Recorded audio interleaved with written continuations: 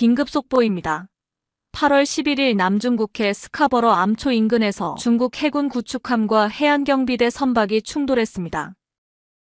필리핀 해안경비대 선박을 고속 추격하던 중 발생한 이 사고는 필리핀 선박이 기민하게 회피하면서 중국 함정들이 서로 충돌한 것입니다. 중국의 공격적 해상작전이 오히려 자국 함정 손상으로 이어진 이례적 사건입니다.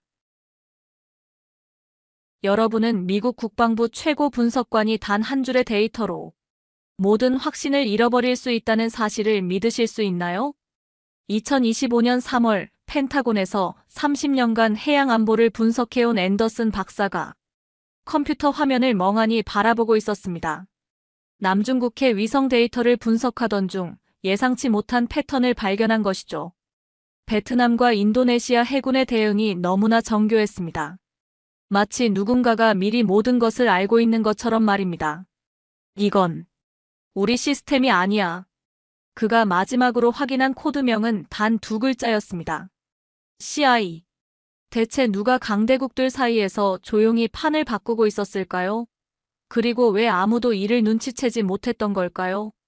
지금부터 펜타곤을 뒤흔든 그 충격적인 발견의 전말을 들려드리겠습니다. 저는 리처드 앤더슨입니다. 펜타곤에서 30년간 해양안보 분석을 담당해왔죠. 2025년 3월 어느 평범한 오후, 저는 남중국해 상황을 모니터링하고 있었습니다. 중국과 필리핀 간의 긴장이 또다시 고조되고 있었거든요. 2024년이 역사상 가장 폭력적인 해였으니 올해도 비슷할 거라 예상했습니다. 그런데 뭔가 이상했습니다. 베트남 해안 경비선들의 움직임이 너무 정확했어요. 중국 선박들이 나타나기 정확히 3시간 전에 미리 배치되어 있더군요. 마치 중국 함대의 일정표를 미리 받아본 것 같았습니다. 클레어, 이것 좀 봐. 제 옆에 앉은 클레어 박사에게 화면을 보여줬습니다. 그녀는 MIT에서 해양공학 박사학위를 받은 재미교포였죠. 팀에서 가장 뛰어난 데이터 분석가였습니다. 베트남군이 언제부터 이렇게 예측 능력이 좋아졌지? 클레어가 데이터를 자세히 들여다보더니 고개를 갸우뚱했습니다. 박사님, 이건 예측이 아닌 것 같은데요. 이건 실시간 정보 공유 패턴입니다. 인도네시아도 마찬가지였습니다. 나투나 제도 인근에서 중국 어선들이 불법 조업을 시도할 때마다 인도네시아 해군이 정확한 타이밍에 나타났어요. 우연치고는 너무 완벽했습니다. 더 놀라운 건 미군 정보망에 이런 조기경보 시스템이 포착되지 않았다는 점이었습니다. 30년간 이 바다를 지켜봤지만 이런 건 처음이었어요. 누군가 우리 모르게 게임의 룰을 바꾸고 있어. 그날 밤 늦게까지 데이터를 분석했습니다. 패턴은 명확했죠. 베트남과 인도네시아가 마치 투명한 바다를 보고 있는 것처럼 움직이고 있었습니다. 클레어가 마지막 분석 결과를 들고 왔을 때 저는 등골이 서늘해졌습니다. 박사님, 이 해역에 우리가 모르는 감시 네트워크가 있는 것 같아요. 그것도 상당히 정교한. 창밖으로 워싱턴의 야경이 보였습니다. 저는 문득 베트남 해군 장교가 작년에 한 말이 떠올랐어요. 미국도 중국도 아닌 곳에서 도움이 온다면 어떨까요?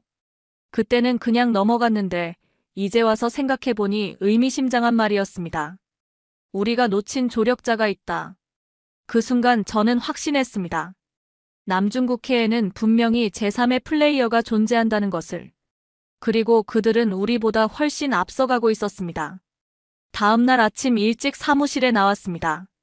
밤새 머릿속에서 맴돌던 의문들을 풀어야 했거든요. 클레어가 이미 와 있더군요. 컴퓨터 앞에서 뭔가에 열중하고 있었습니다. 박사님, 찾았어요. 그녀의 목소리에 흥분이 섞여 있었습니다. 국제위성망 데이터를 샅샅이 뒤져봤는데 이상한 코드를 발견했어요. CI라는 이름으로 등록된 해양감시 네트워크예요. 화면에는 복잡한 데이터 스트림이 흘러나오고 있었습니다. 언뜻 보기에는 평범한 해양환경 보존 프로그램 같았어요. 겉으로는 해양 생태계 모니터링 시스템이라고 되어 있어요. 하지만 클레어가 화면을 확대하자 숨겨진 레이어가 나타났습니다. 주파수 패턴과 레이더 주기를 보세요. 이건 환경보호가 아니라 군사용 감시 알고리즘입니다. 저는 숨을 멈췄습니다. 민간 위장 뒤에 숨겨진 이 정교한 시스템은 누구 작품일까요? 데이터 송신 출처를 역추적해 볼 수 있어? 이미 해봤어요. 하지만 중계 서버가 여러 층으로 되어 있어서 최종 출처는 암호화되어 있고요. 그런데 한 가지 단서가 있었습니다. 시스템의 설계 방식이 너무나 체계적이고 논리적이었어요. 마치 오랜 경험을 가진 군사 전략가가 설계한 것 같았습니다. 이걸 만든 건 학자가 아니야. 무슨 뜻이에요? 이건 현장을 아는 사람이 만든 거야. 실제로 해상 전투를 경험해본 전략가 말이야. 오후에 들어온 추가 정보는 더욱 놀라웠습니다. CI 시스템은 단순한 감시망이 아니었어요. 실시간으로 해상 교통을 분석하고 위협을 예측하며 최적의 대응 방안을 제시하는 통합 지휘 시스템이었습니다. 박사님, 이 시스템의 정확도를 보세요. 클레어가 보여준 데이터는 충격적이었습니다. 지난 6개월간 남중국해에서 발생한 22건의 해상 충돌 중에서 CI 시스템이 21건을 사전에 예측했다는 거였어요. 정확도 95.4%. 네, 우리 펜타곤 시스템보다도 높아요. 그 순간 저는 소름이 돋았습니다. 우리가 모르는 사이에 누군가가 남중국해를 완전히 투명하게 만들어 놓았던 거예요. 창밖으로 포토맥 강이 보였습니다. 저는 문득 궁금해졌어요. 이 강의 깊은 곳에는 무엇이 숨어 있을까? 클레어, 내일부터 본격적으로 파보자. 네, 박사님. 그런데 혹시 이게 우리에게 위험한 발견은 아닐까요? 저는 잠시 멈칫했습니다. 30년간의 경험이 말해주고 있었거든요. 이런 발견 뒤에는 언제나 거대한 진실이 숨어 있다는 것을. 그럴 수도 있지. 하지만 우리는 분석가야. 진실을 찾는 게 우리 일이고. 사실 그때는 몰랐습니다. 이 발견이 저의 30년 경력을 완전히 뒤바꿀 거라는 것을. 월요일 아침, 저는 국방부 내부 데이터베이스에 접근했습니다. CI 시스템에 대한 정보가 혹시 우리 내부에 있을지도 모르니까요. 그런데 놀라운 걸 발견했습니다. 이게 뭐지? CIA 내부 회의록 중에서 작년 11월 자료였어요. 제목은 단순했습니다. 동남아 해상 상황 변화 보고서. 내용을 읽어보니 더 놀라웠습니다. 서울이 또 시작했다. 이번에는 베트남과 인도네시아 쪽이군. 대응 조치는? 공식적인 경고는 하지 않기로 했다. 이건 우리에게 나쁘지 않은 흐름이니까. 저는 화면을 다시 읽어봤습니다. 분명히 읽은 게 맞나 싶어서요. 서울. 클레어를 불렀습니다. 이것 봐. CIA가 작년부터 알고 있었어. 그녀가 화면을 보더니 눈을 크게 떴습니다. 서울이라고 하면 대한민국 서울 말인가요? 그런 것 같은데? 더 깊이 파보니 패턴이 보였습니다. 미군 고위층들이 한국의 움직임을 묵인하고 있었어요. 아니, 묵인을 넘어서 암묵적으로 지지하고 있었습니다. 국무부 문서에서도 비슷한 내용을 찾았어요. 한국의 기술 지원이 중국 견제에 실질적 도움이 되고 있음. 직접 개입 없이 효과를 거두는 이상적 구조. 이해가 안 되는데요. 클레어가 고개를 저었습니다. 왜 우리한테는 알리지 않은 거죠? 저도 같은 의문이 들었어요. 하지만 곧 답을 찾을 수 있었습니다. 점심시간에 오래된 동료인 짐 톰슨을 만났습니다. 국방부 차관보로 일하는 그는 이런 민감한 사안들을 잘 알고 있었거든요. 짐, 한국이 남중국해에서 뭔가 하고 있다는 얘기 들었어. 톰슨이 커피잔을 내려놓더니 조심스럽게 말했습니다. 리차드, 자네가 뭘 찾고 있는지 알 것 같은데. 이건 좀 복잡한 문제야. 복잡하다는 게 무슨 뜻이지? 우리가 공식적으로는 모르는 척해야 하는 일들이 있어. 하지만 실제로는 글쎄 도움이 되는 일들이지. 톰슨의 설명을 들어보니 상황이 이해됐습니다. 미국이 직접 중국을 압박하면 대규모 충돌로 이어질 위험이 있어요. 하지만 제3국이 기술적 지원을 통해 균형을 맞춰준다면 그건 완전히 다른 이야기였습니다. 전략적 모호성 활용이라고 부를 수 있겠네. 저는 이 상황을 그렇게 정의했습니다. 한국이 우리의 대중견제를 대신 실행해주고 있는 건가? 그런 식으로 말하면 안 되지. 하지만 결과적으로는 그런 셈이야. 사무실로 돌아가는 길에 저는 깨달았습니다. 이건 단순한 기술 지원이 아니었어요. 한국이 미국의 속내까지 꿰뚫고 절묘한 타이밍에 움직이고 있었던 겁니다. 강대국의 계산까지 읽어내는 중견국 외교. 이건 정말 놀라운 일이었어요. 클레어, 우리가 찾는 건 단순한 감시 시스템이 아니야. 그럼 뭔가요? 이건 지정학적 체스 게임이야. 그리고 한국이 우리보다 몇 수 앞서두고 있어. 그날 밤 집에 가면서도 계속 생각했습니다. 30년간 미국의 관점에서만 세상을 봐왔는데 이제 완전히 다른 각도에서 봐야 할 것 같았어요.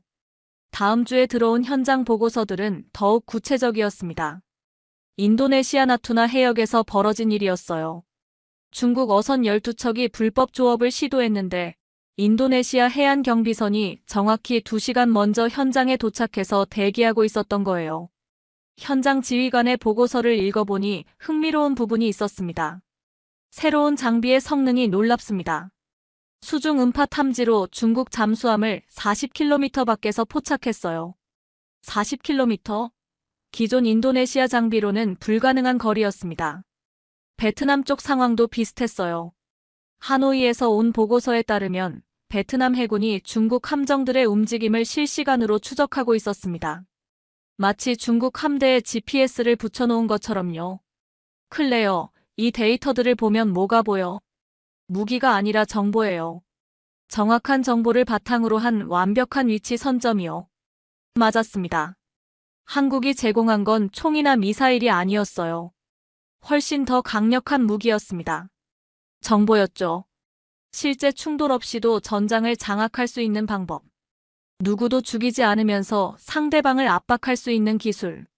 점심시간에 해군 정보부의 오래된 친구를 만났습니다. 마이크, 동남아 해역에서 뭔가 변화 느끼고 있어. 당연하지. 베트남이나 인도네시아 군들이 갑자기 예언자가 된 것 같아. 중국군 입장에서는 답답할 거야. 구체적으로 어떤 변화? 예를 들면 작년 12월에 중국 잠수함 2척이 스프레틀리 군도 근처로 접근했거든. 그런데 베트남 해군이 8시간 먼저 그 위치에서 대기하고 있더라고. 8시간 먼저? 이건 정말 놀라운 일이었습니다. 중국군도 당황했을 것 같은데? 그럼 그들도 나름 기밀 유지하며 움직였을 텐데 마치 모든 걸 다 알고 있는 것처럼 베트남군이 기다리고 있으니. 오후에 CIA 동료에게서 더 자세한 정보를 얻었습니다. 리차드, 자네가 관심 있어 할 만한 얘기가 있어. 중국 측에서 꽤 당황하고 있다는데? 어떤 식으로? 정보 유출을 의심하고 있어. 자기들 내부에 스파이가 있는 게 아닌가 하고. 저는 웃음이 나왔습니다. 중국이 내부 스파이를 찾고 있는 동안 진짜 정보원은 완전히 다른 곳에 있었던 거니까요.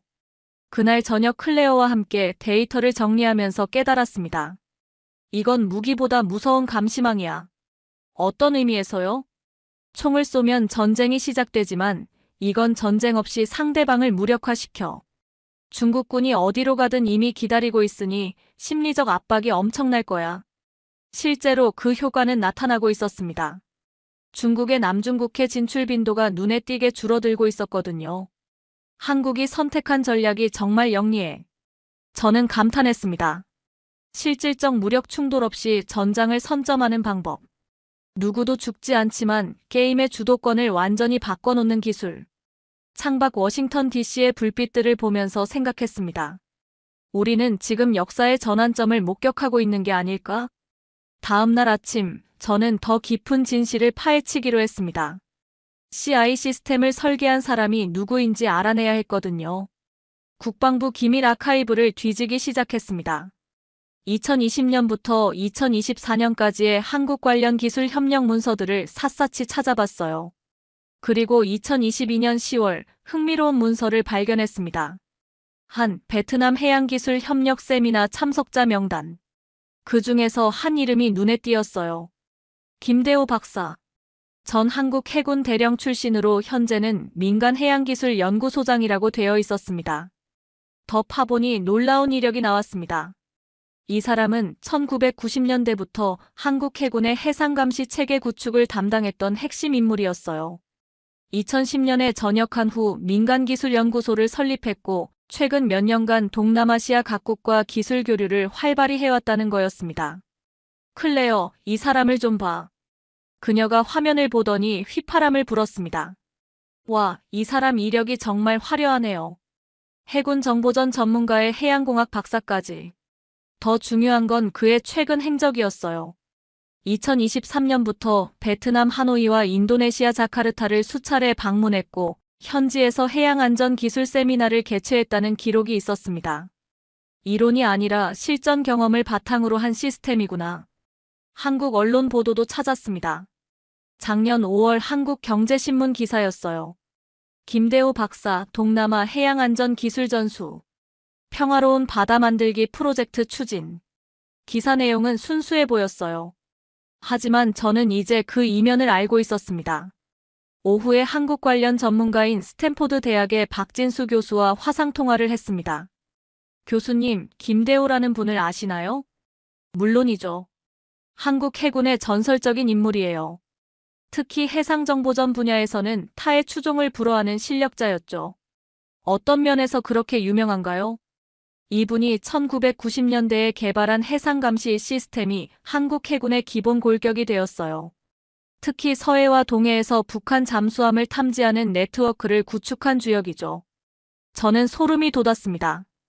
북한 잠수함을 잡던 기술을 이제 남중국해에서 중국 잠수함 추적에 활용하고 있었던 거예요. 그런데 궁금한 게 있는데요. 박 교수가 말했습니다. 왜 갑자기 김 박사에 대해 관심을 가지시는 거죠? 그냥 한국의 해양 기술에 대해 연구하고 있어서요. 사실은 말할 수 없었죠. 이 모든 게 기밀 사안이었으니까요. 통화를 끝내고 클레어에게 말했습니다. 이제 퍼즐이 맞춰지고 있어. 어떻게요? 김대호라는 사람이 설계한 시스템을 베트남과 인도네시아가 운용하고 있는 거야.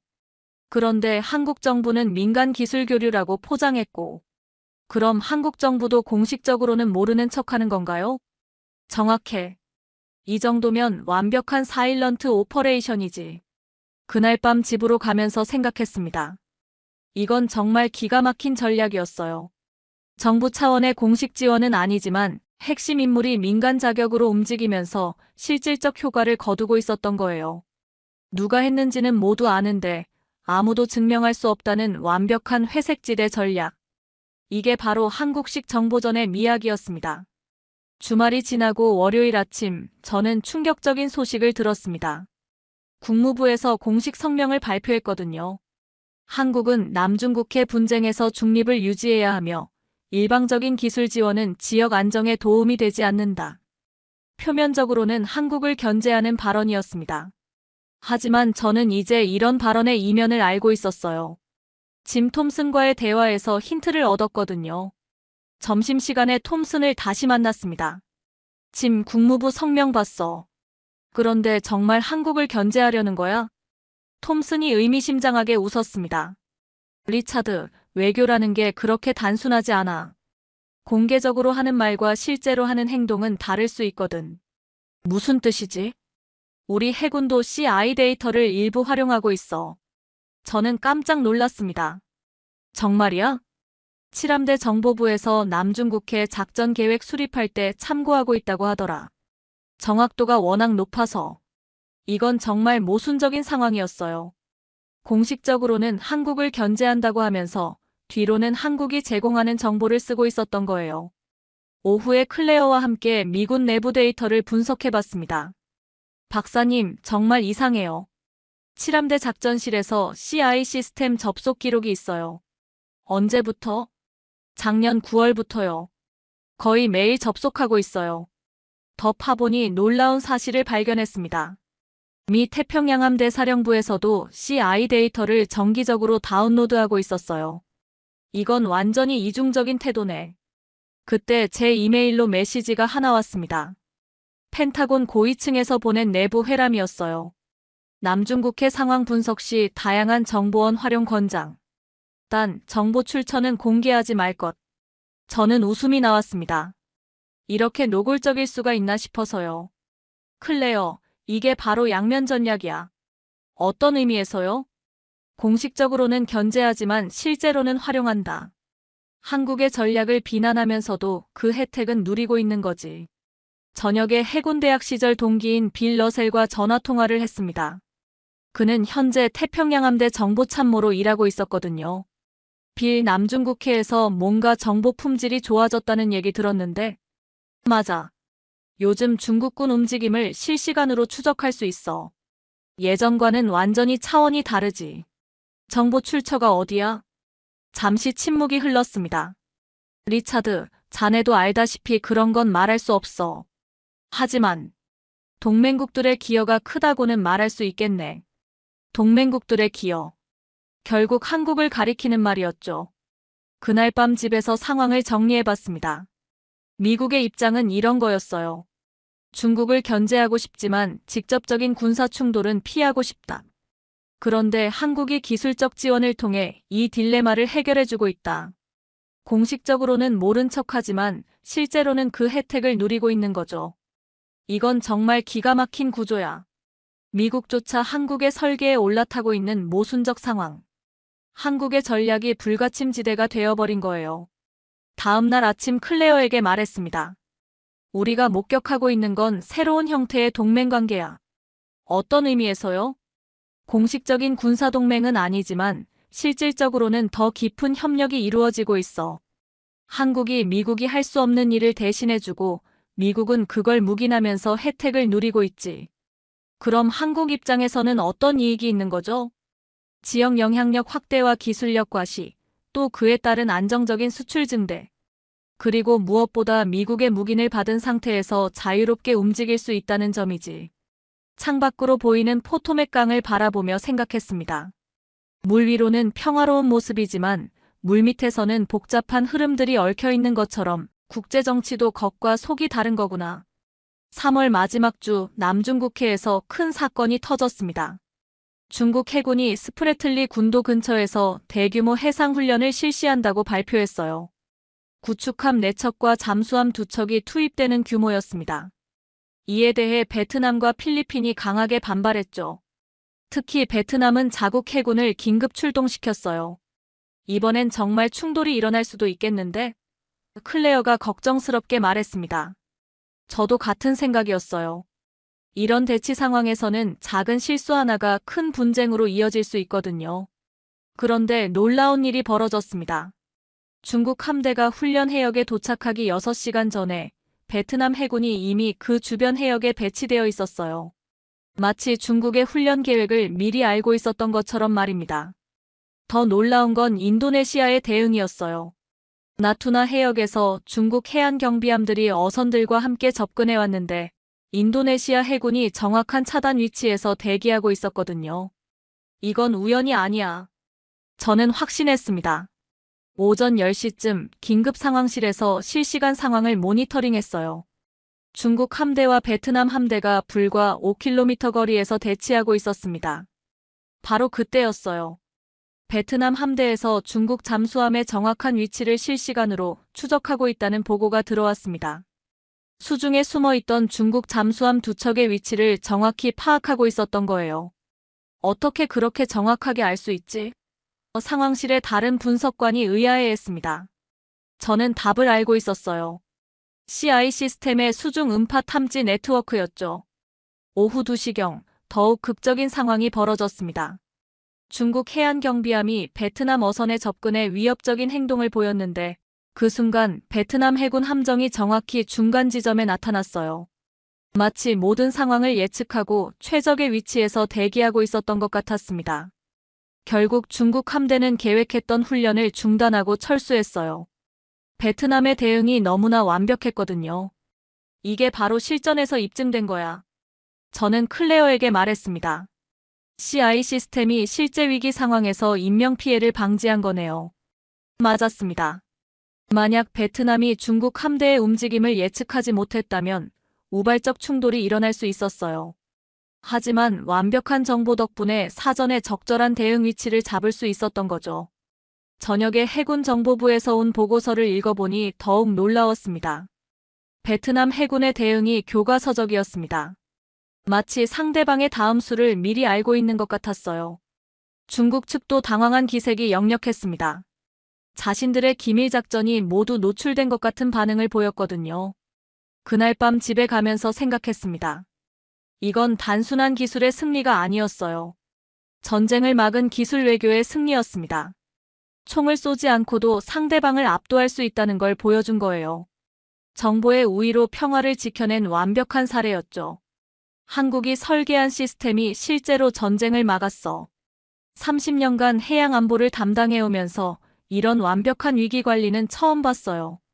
4월 첫째 주 화요일 아침, 제가 사무실에 도착하자마자 클레어가 달려왔습니다. 박사님, 큰일 났어요. 무슨 일이야? 독일 슈피겔 매거진에서 특종 기사를 냈어요. CI에 대해서요. 제 심장이 쿵 내려앉았습니다. 우리가 몇 주째 조사해온 내용이 언론에 노출된 거였어요. 클레어가 보여준 기사 제목은 충격적이었습니다. 남중국해에 숨겨진 감시망, 한국이 설계한 군사 시스템의 정체. 기사 내용을 읽어보니 우리가 파악한 내용과 거의 일치했어요. CI로 알려진 이 시스템은 겉으로는 해양환경 보호 프로그램으로 포장되어 있지만 실제로는 정교한 군사용 감시 네트워크다. 한국의 전직 해군 장교가 설계한 이 시스템은 베트남과 인도네시아의 해상, 작전 능력을 혁신적으로 향상시켰다. 어떻게 독일 기자가 이런 정보를 입수했을까요? 오전 10시에 긴급 브리핑이 소집되었습니다. 국방부 고위층들이 모두 모였어요. 이 보도의 사실관계는 어떻게 되는가? 국방장관이 물었습니다. 저는 솔직하게 답할 수밖에 없었어요. 보도 내용은 상당 부분 사실입니다. 다만 우리도 최근에 파악한 내용이고 한국 정부의 공식 개입 여부는 확인되지 않았습니다. 그럼 이 시스템이 정말 존재한다는 얘기인가? 네, 그렇습니다. 브리핑실에 무거운 침묵이 흘렀어요. 점심시간에 톰슨과 만났습니다. 그의 표정이 복잡해 보였어요. 짐, 이번 보도에 대해서 어떻게 생각해? 글쎄, 예상보다 빨리 터진 감이 있어. 하지만 언젠가는 공개될 수밖에 없었던 일이지. 우리 입장이 좀 곤란해지는 거 아니야? 톰슨이 고개를 저었습니다. 오히려 좋을 수도 있어. 이제 공개적으로 논의할 수 있게 됐잖아. 오후에 백악관에서 긴급 성명이 발표되었습니다. 한국의 남중국해 기술 지원에 대해서는 논평을 거부한다. 다만 모든 국가는 국제법에 따라 행동해야 한다는 기본 원칙을 재확인한다. 논평 거부? 이것도 의미심장한 반응이었어요. 국무부 대변인 브리핑에서 기자들이 쏟아내는 질문들을 받습니다. 미국이 한국의 이런 활동을 알고 있었나? 논평할 수 없습니다. CI 시스템 데이터를 미군이 활용하고 있다는 것이 사실인가? 그런 보도에 대해서는 확인해 드릴 수 없습니다. 저는 이 모든 반응에서 패턴을 읽을 수 있었어요. 부인하지 않는다는 것. 이건 사실상 인정한다는 뜻이었죠. 저녁에 클레어와 함께 뉴스를 봤습니다. CNN에서도 이 소식을 다루고 있었어요. 한국 정부는 이에 대해서 어떤 반응을 보였나요? 서울에서는 정부 차원의 공식 지원은 없었다는 입장을 밝혔습니다. 다만 민간 기술 교류는 정당한 외교 활동이라고 강조했습니다. 민간 기술 교류. 완벽한 방어막이었어요. 클레어, 봤지? 한국 정부도 완벽하게 대응하고 있어. 네, 정말 치밀하게 준비된 것 같아요. 그날 밤 집에 가면서 깨달았습니다. 이번 폭로는 우연이 아닐 수도 있다는 것을. 어쩌면 한국이 의도적으로 공개를 허용한 건지도 모르겠어요. 침묵이 곧 승인이라는 국제정치의 현실. 아무도 부인하지 않으면 그것은 사실상 인정받은 거나 마찬가지거든요. 한국이 계산된 도발을 성공시켰구나. 독일 보도가 나간 다음 주 국제사회의 반응이 쏟아지기 시작했습니다. 첫 번째 반응은 예상대로 중국에서 나왔어요. 중국 외교부 대변인이 정례 브리핑에서 강하게 항의했습니다. 한국의 일방적인 기술 이전은 지역 평화와 안정을 해치는 행위다. 즉각 중단할 것을 요구한다. 하지만 더 주목할 만한 건 중국의 구체적 대응이었어요. 클레어가 가져온 정보에 따르면 중국이 한국 기업들에 대한 경제 보복을 검토하고 있다는 거였습니다. 중국 상무부에서 한국의 주요 수출 품목에 대한 관세 인상을 논의 중이래요. 어떤 품목들? 반도체, 화학제품, 그리고 의외로 해양장비 관련 부품들도 포함되어 있어요. 흥미로운 건 중국의 반응이 예상보다 절제되어 있다는 점이었어요. 보통이라면 더 강하게 나왔을 텐데 말이죠. 점심시간에 중국 전문가인 조지 워싱턴 대학의 왕리민 교수와 통화했습니다. 교수님, 중국의 반응이 생각보다 조용한 것 같은데요? 그럴 수밖에 없죠. 중국도 이미 기정사실화된 상황을 뒤집기는 어렵다는 걸 알거든요. 무슨 뜻인가요? CI 시스템이 이미 6개월 이상 가동되어서 실질적 효과를 보이고 있잖아요. 이제 와서 중단시키기는 현실적으로 불가능해요. 그 말이 맞았습니다.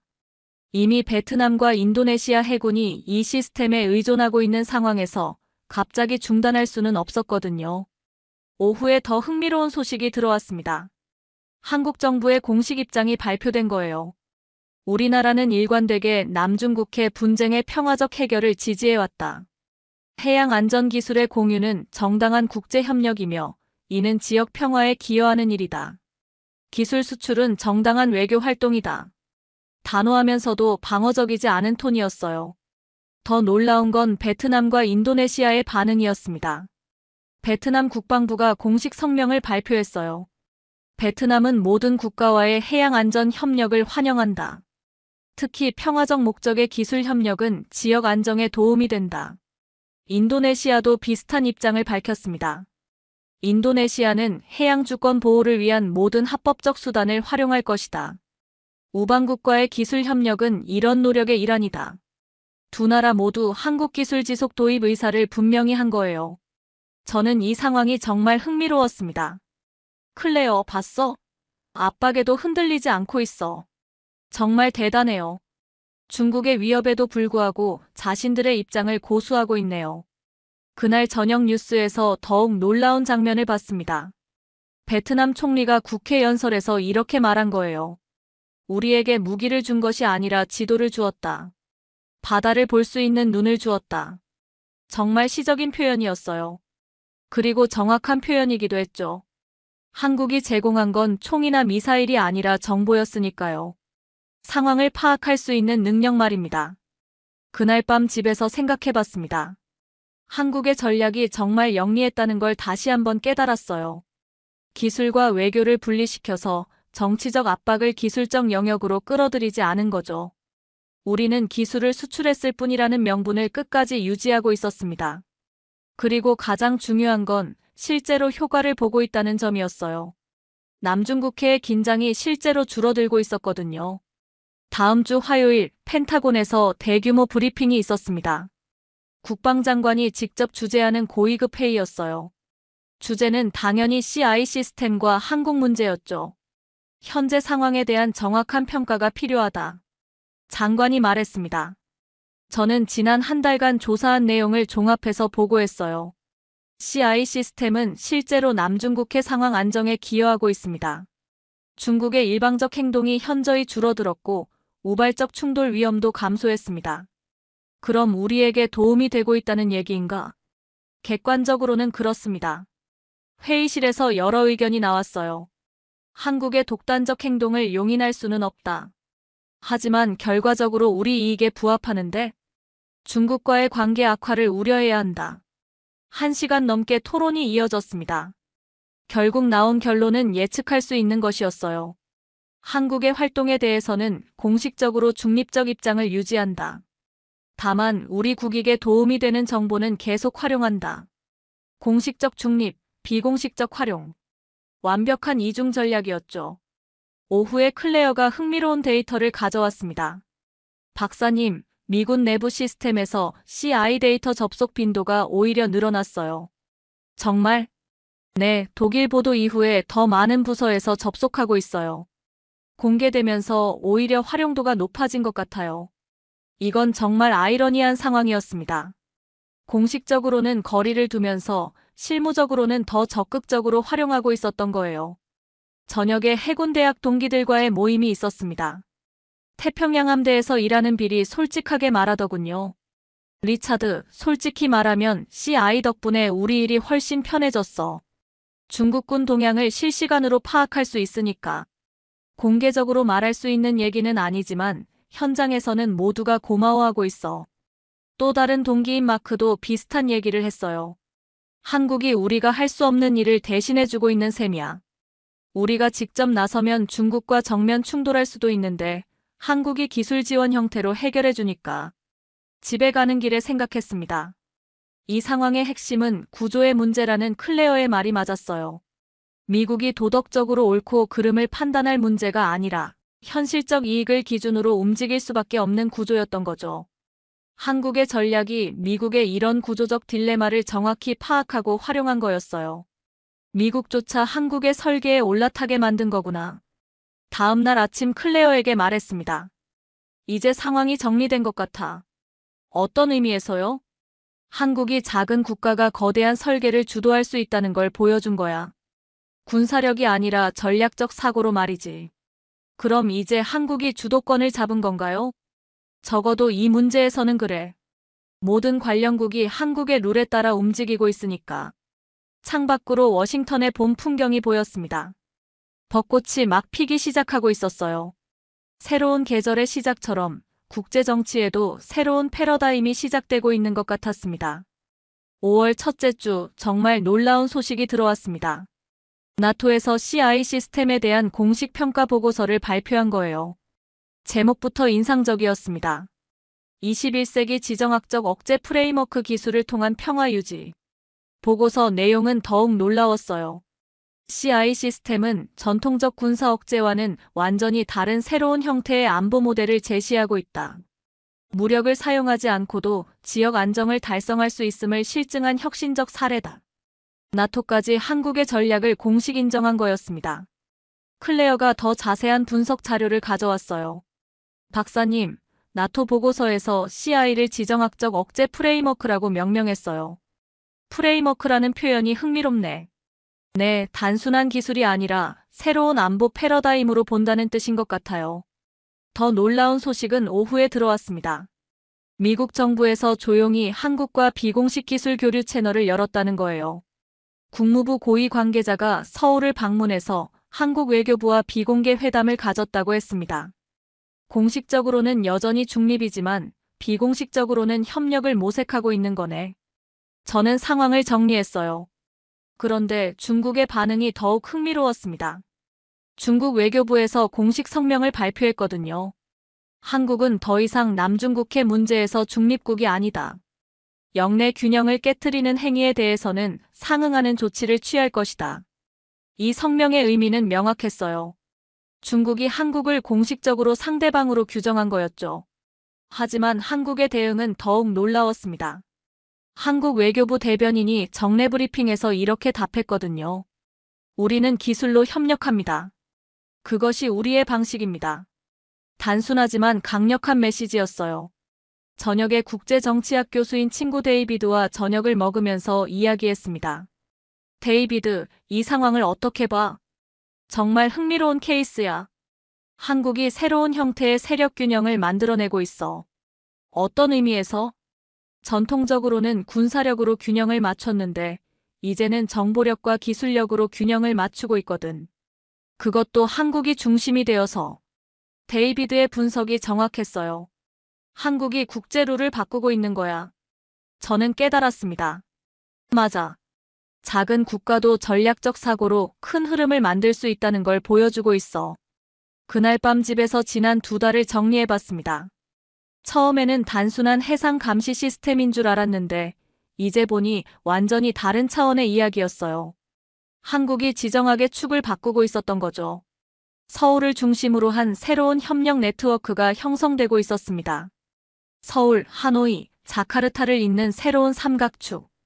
이건 기존의 미, 중 대립구도와는 완전히 다른 패러다임이었어요. 지정학의 중심이 이동하고 있구나. 30년간 워싱턴에서 세계를 바라보며 일해왔는데 이제는 다른 각도에서 봐야 할 것 같았습니다. 5월 둘째 주에 정말 역사적인 사건이 일어났습니다. 아세안 특별 정상회의가 자카르타에서 열렸는데 한국, 베트남, 인도네시아 3국이 새로운 해양협력체 창설을 공식 발표한 거예요. 명칭은 평화로운 바다를 위한 기술협력체였습니다. 한국 대통령이 화상으로 참여해서 직접 발표했어요. 우리는 기술로 평화를 만들어가겠습니다. 총이 아닌 지혜로, 위협이 아닌 협력으로 바다를 지키겠습니다. 정말 감동적인 연설이었어요.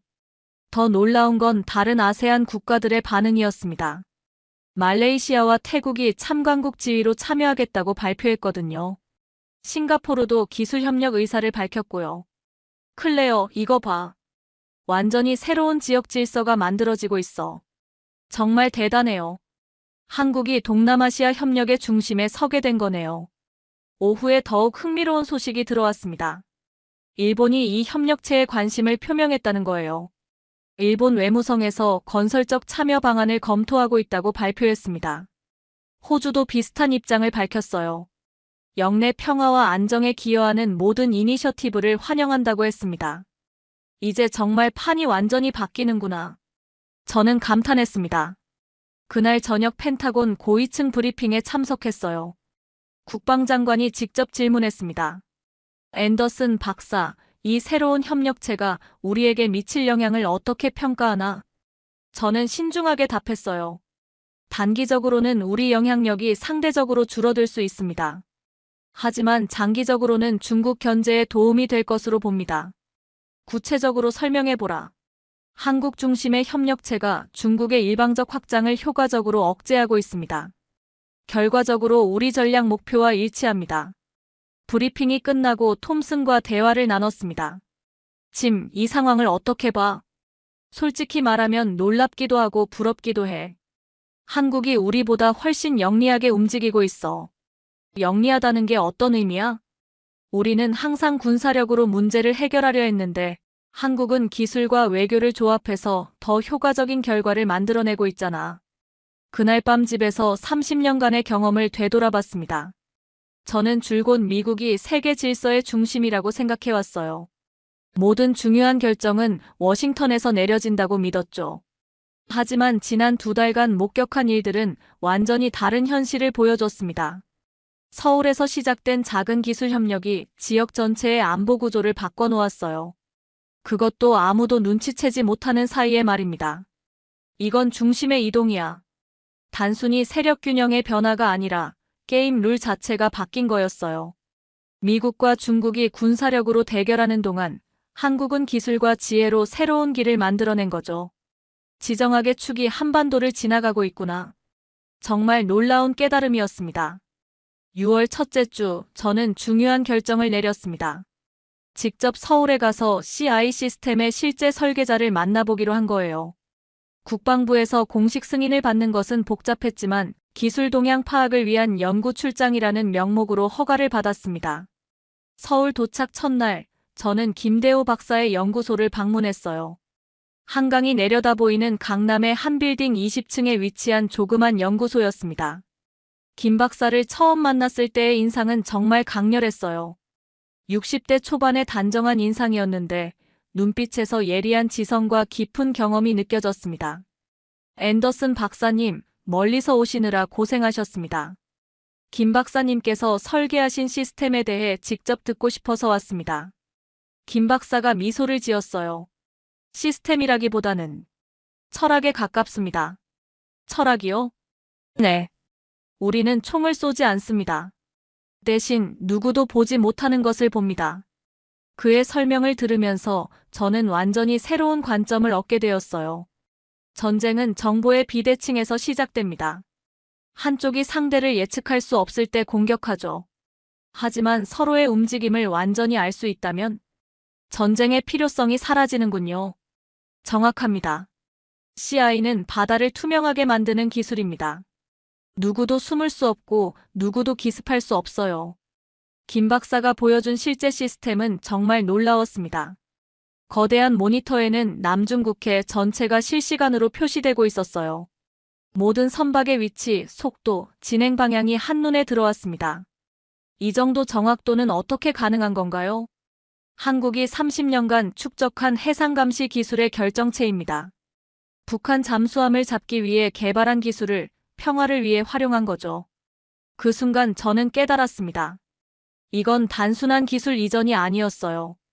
한국이 분단의 현실 속에서 생존을 위해 개발한 기술을 이제 지역 평화를 위해 나누고 있었던 거죠. 박사님께서 보시기에 이 시스템의 가장 큰 의미는 무엇인가요? 김 박사가 잠시 생각하더니 말했습니다. 큰 나라가 작은 나라를 위협할 수 없게 만드는 것입니다. 정보의 균형을 통해서 말이죠. 정보의 균형. 그렇습니다. 군사력에서는 중국이 압도적이지만 정보력에서는 대등한 경쟁이 가능해요. 아니, 때로는 우리가 앞설 수도 있죠. 저는 소름이 돋았습니다. 이 사람이 설계한 건 단순한 감시 시스템이 아니었어요. 강대국과 중소국 간의 힘의 균형을 바꾸는 혁신적 도구였던 거죠. 전쟁 없이 판을 바꾼 비전의 전략이군요. 맞습니다. 군인이 아닌 설계자가 전장을 만든 사례라고 할 수 있겠네요. 그날 저녁 김 박사와 함께 한강변을 걸으면서 더 깊은 이야기를 나눴습니다. 앤더슨 박사님은 어떻게 생각하십니까? 이런 방식의 접근이 올바른 방향일까요? 솔직히 말씀드리면 처음에는 이해하지 못했습니다. 하지만 이제는 이게 미래라고 생각합니다. 한강의 야경을 바라보며 저는 말했습니다. 군사력의 시대가 아니라 설계자의 시대가 온 것 같습니다. 서울에서 돌아온 후 저는 완전히 달라진 관점으로 상황을 보게 되었습니다. 그동안 미국 중심으로만 생각해왔는데 이제는 훨씬 넓은 시각에서 국제정치를 볼 수 있게 되었어요. 저는 지난 3개월간의 경험을 바탕으로 보고서를 작성하기로 했습니다. 제목은 사일런트 파트너 중견국 외교의 새로운 패러다임이었어요.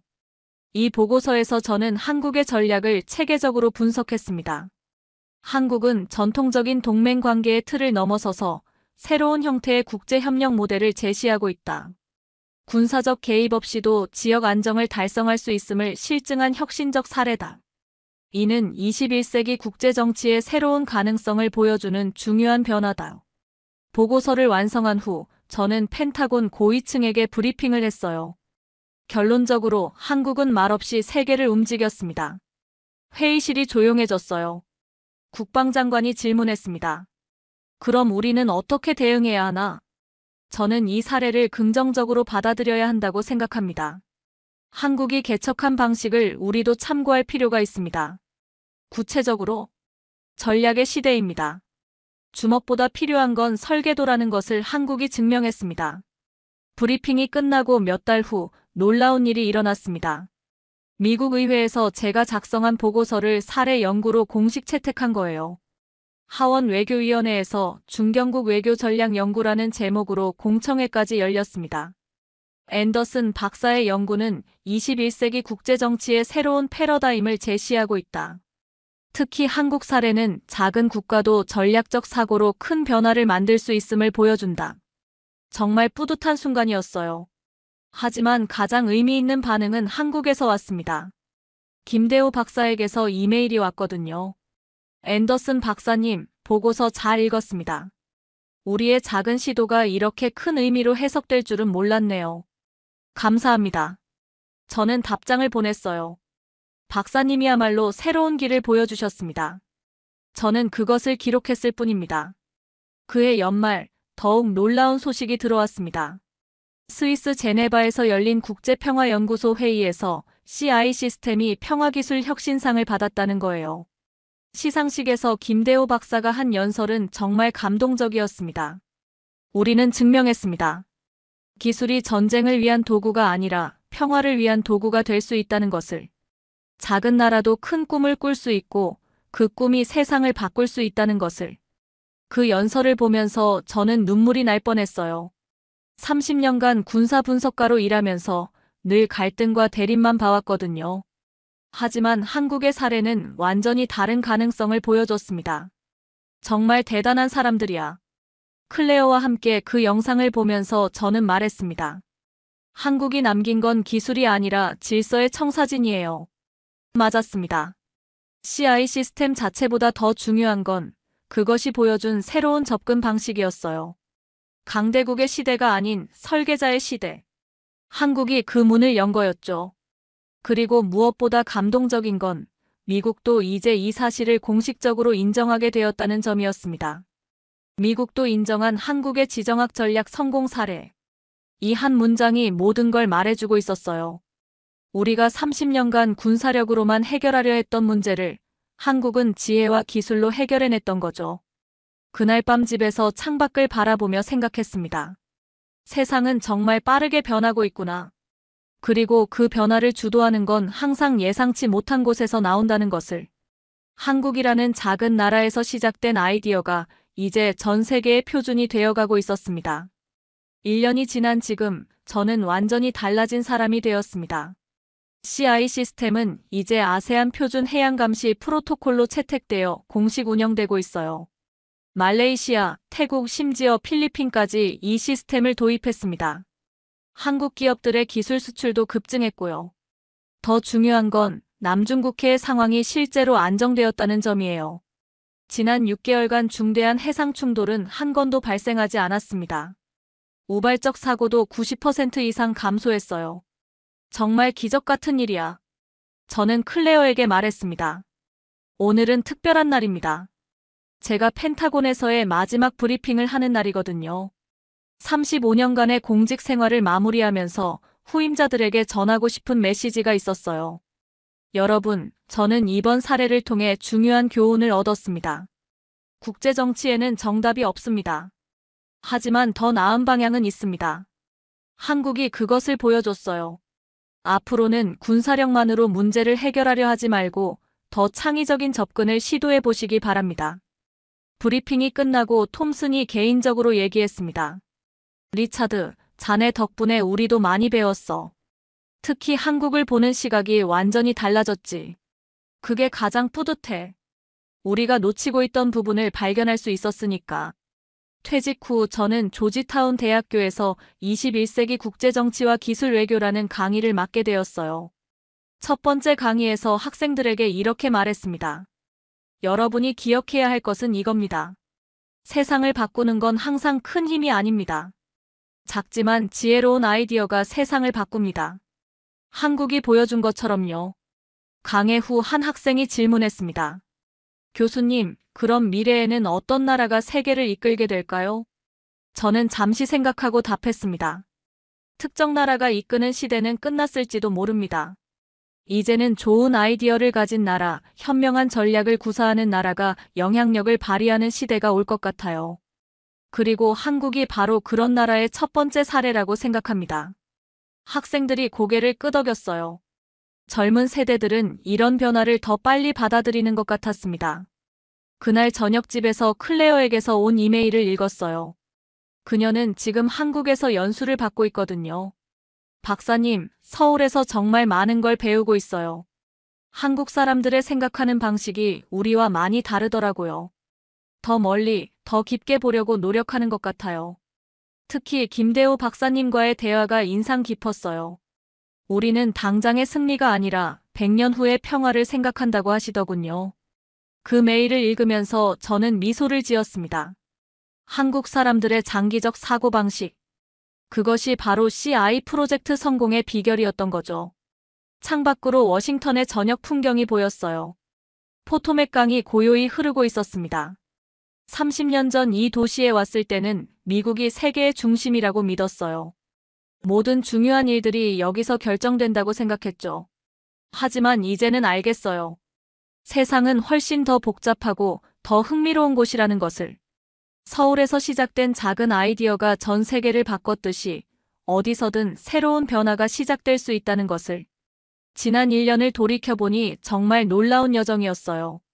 처음에는 단순한 해상 감시 시스템인 줄 알았는데 알고 보니 인류의 미래를 제시하는 청사진이었던 거죠. 한국이 증명한 것은 단순히 기술의 우수성이 아니었습니다. 지혜로운 전략이 물리적 힘을 능가할 수 있다는 것. 작은 나라도 세계 질서를 바꿀 수 있다는 것. 평화는 전쟁보다 강하다는 것.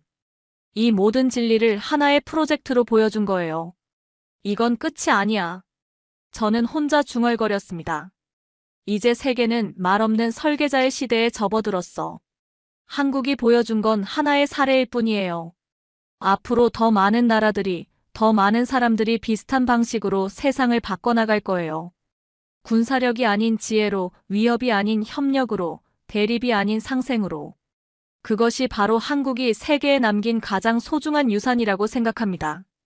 한국이 남긴 건 기술이 아니라 질서의 청사진이었습니다. 강대국의 시대가 아닌 설계자의 시대를 연 대한민국. 30년간 해양안보 분석가로 살아온 제가 마지막에 얻은 가장 큰 깨달음입니다. 에필로그. 2026년 겨울, 저는 다시 서울을 방문했습니다. 김대호 박사와 한강변을 걸으면서 근황을 나눴어요. 요즘은 어떤 일을 하고 계세요? 아프리카 연안국들과 새로운 프로젝트를 시작했습니다. 소말리아 해적 문제를 기술로 해결해 보려고요. 또 다른 CI를 만드시는 건가요? 김 박사가 웃으며 답했습니다. 아니요. 이번에는 더 큰 꿈을 꾸고 있습니다. 바다뿐만 아니라 하늘까지 투명하게 만드는 프로젝트예요. 그 순간 저는 깨달았습니다. 한국의 도전은 끝나지 않았다는 것을. CI는 시작에 불과했다는 것을. 정말 끝이 없군요. 네, 박사님. 우리는 계속 꿈꿀 겁니다. 더 평화로운 세상을 위해서요. 한강의 겨울 풍경을 바라보며 저는 생각했습니다. 이 작은 나라에서 시작된 큰 변화가 앞으로 어디까지 갈지 정말 궁금하고 기대됩니다. 한국은 세계에게 증명했습니다. 크기가 아니라 깊이가, 힘이 아니라 지혜가, 위협이 아니라 협력이 진정한 강함이라는 것을. 그리고 그런 강함으로 무장한 나라는 절대 작은 나라가 아니라는 것을. 여러분, 어떠셨나요? 정말 상상도 못했던 이야기였죠? 한국이 이렇게 조용히, 그러면서도 강력하게 세계를 움직이고 있었다니. 이런 자랑스러운 대한민국의 이야기를 더 많은 분들이 알아야 한다고 생각합니다.